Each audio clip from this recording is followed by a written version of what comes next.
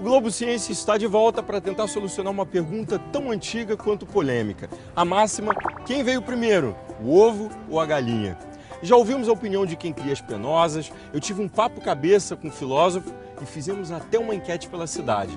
No primeiro bloco, o filósofo Guido Imaguiri me confirmou que existe sim um embate entre dois grupos, os evolucionistas e os criacionistas. Uma parte desses criacionistas defende a criação do mundo através da história contada pela Bíblia, ou seja, Deus criou o mundo, criou todos os seres vivos que habitam ou já habitaram a Terra em 6 dias. No 7º ele descansou. Portanto, a galinha habitou a Terra antes mesmo de começar a pôr os ovos. Já os evolucionistas acreditam na teoria da evolução e nos estudos de Charles Darwin, que afirmava que na natureza as coisas vivas evoluíam através de forças como, por exemplo, a seleção natural e as mutações, que mais tarde chamariam de mutações nas sequências dos DNAs. Logo, o ovo é anterior à galinha. Entendeu? Vamos fazer o seguinte? Vamos ouvir o que esses dois grupos têm a contar? Para não dizer que eu sou injusto, eu vou fazendo cara ou coroa. Cara para evolucionistas, coroa para criacionista. Vamos ver. Cara, evolucionista. Vamos lá? Olha só, encontrei uma pessoa, um cientista, para explicar para a gente a teoria da evolução. Edson Pereira da Silva, ele é biólogo aqui da UF.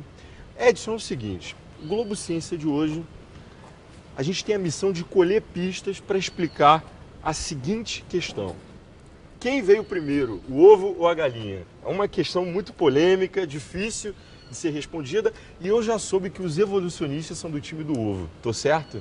Não. Não tô certo? Não. Complicou, hein? E aí?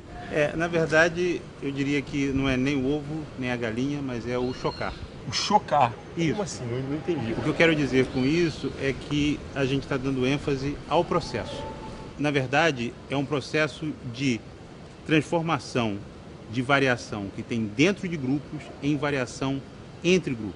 Essa é a grande conquista da teoria evolutiva darwiniana. Vamos imaginar que esse grupo, esta população que eu estou falando, seja um saco cheio de bolas coloridas. Para não confundir a nossa vida, vamos falar das 4 cores da bandeira brasileira. Então, verde, amarelo, azul e branco. Esse é o grupo original.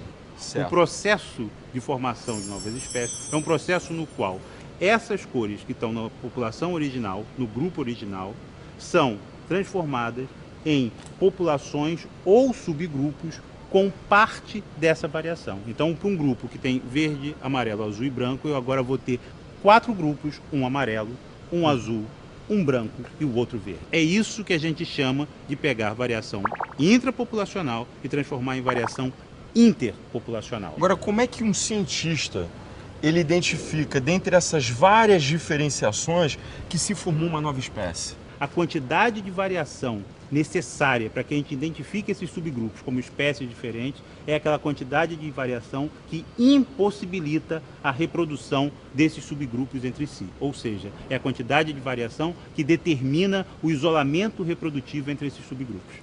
Dá um exemplo. Dá um exemplo? É assim, olha, sapos e sapas dão sempre sapinhos.